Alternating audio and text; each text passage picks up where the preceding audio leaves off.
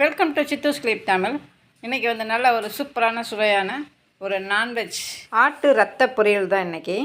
வடிவேல் சொல்கிற மாதிரி ரத்த பூமி மர அந்த மாதிரி இது ஒரு ரத்த பொரியல். இது ரத்தம் வந்து நம்ம அப்படியே கடையில் வாங்கிக்கலாம். அங்கே உப்பு போட்டு இதை வந்து அப்படியே உரைய வச்சு டப்பாவில் போட்டு வச்சுருப்பாங்க.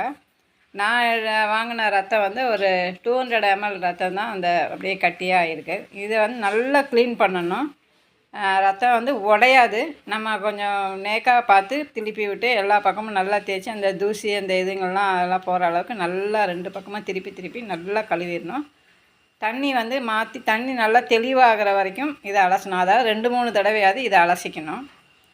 நல்லா அலசி எடுத்ததுக்கு அப்புறம் தான் நம்ம இதை செய்யவே ஆரம்பிக்கணும்.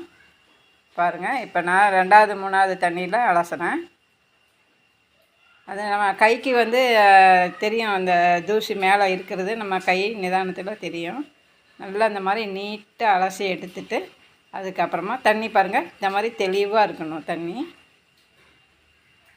தூசியே இல்லாமல் இப்படி இருக்கணும். அதுக்கப்புறமா எடுத்து தனியாக வச்சு நம்ம செய்ய ஆரம்பிக்கணும். இது நல்லா அலசினதுக்கப்புறம் பார்த்திங்கன்னா தண்ணி இதில் நம்ம பிசைஞ்சு விடும்போது தண்ணி வந்து நிறையா இருக்கும். முடிஞ்ச அளவுக்கு தண்ணி இல்லாமல் நல்லா குண்டாவில் இருக்கிற தண்ணியெலாம் இருத்துட்டு அதுக்கப்புறமா இது மாதிரி நல்லா போட்டு பிசைஞ்சு விட்டுக்கணும். இப்போ பிசைய பாருங்கள் தண்ணி எவ்வளோ தண்ணி வருதுன்ட்டு. நம்ம வேக வைக்கும்போது தண்ணிக்கு இது ஊற்றி வேக வைக்கக்கூடாது, அப்படியே தான் வேக வைக்கணும். இதில் இருக்கிற தண்ணியிலேயே அது வெந்துடும். இந்த தண்ணியே அதிகமாக இருக்கும். இப்போ அடுப்பில் ஒரு கடாயை வச்சுருக்கேன். நமக்கு தேவையான அளவு கொஞ்சம் எண்ணெய் ஊற்றிக்கலாம். அதில் ஒரு 1/2 டீஸ்பூன் சோம்பு போட்டு தாளிச்சிட்டு சின்ன வெங்காயம் நல்லா ஒரு 10-20 சின்ன வெங்காயம், நம்ம எவ்வளவு ரத்தம் எடுத்துருக்கோமோ அதுக்கு தகுந்த மாதிரி சின்ன வெங்காயம் வெட்டிக்கணும். பச்சை மிளகா நம்ம காரத்துக்கு தகுந்த மாதிரி பச்சை மிளகா சேர்த்துக்கணும். போட்டுட்டு ரெண்டையும் நல்லா வதக்கிடுங்க. ஒரு 10 பல் பூண்டு அதையும் வந்து நல்லா இடித்து சேர்த்துக்கலாம்.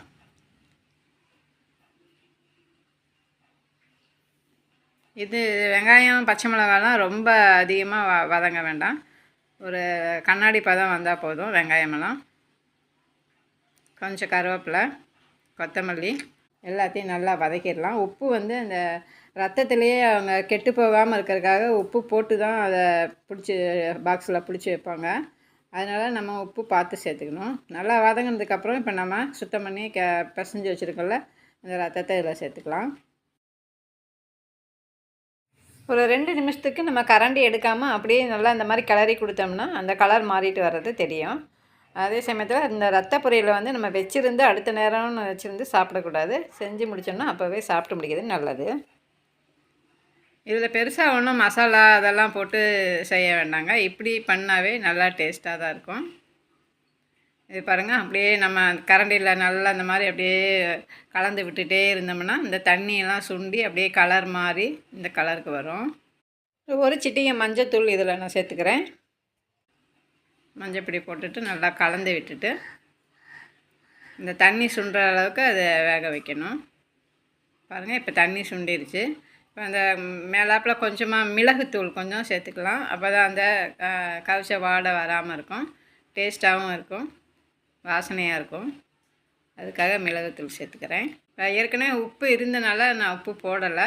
நம்ம டேஸ்ட் பண்ணி பார்த்துட்டு உப்பு பத்தலைன்னா ஒரு பிஞ்சு உப்பு போட்டுட்டு இதோட நல்லா நைஸாக துருவுன தேங்காவை அப்படியே மேலே தெளிக்கலாம். இல்லைன்னா இது இறக்குறதுக்கு முன்னாடி நம்ம முட்டையை வந்து ஒரு முட்டையை எடுத்து நல்லா பொடி மாஸ் மாதிரி பண்ணி இதோடு சேர்த்து கலந்து விட்டுக்கலாம். நல்லா டேஸ்ட்டாக இருக்கும். ரத்த பொரியல் கொஞ்சமாக இருந்தனால நான் எதுவுமே சேர்த்துக்கல. இதில் நம்ம வெந்துருச்சான்னு நம்மளுக்கு டவுட்டாக இருந்ததுன்னா ஒரு சின்ன ஒரு கட்டியை எடுத்து இந்த மாதிரி பிரித்து பார்த்திங்கன்னா உள்ளேயும் அந்த மேலேயும் ஒரே கலராக இருக்கும். இப்போ இதை இறக்கி பரிமாறலாம். நல்லா ஒரு சூப்பரான சுவையான ரத்த பொரியல் ரெடி ஆயிடுச்சு. நீங்களும் ட்ரை பண்ணி பாருங்கள். தேங்க்ஸ் ஃபார் வாட்சிங்.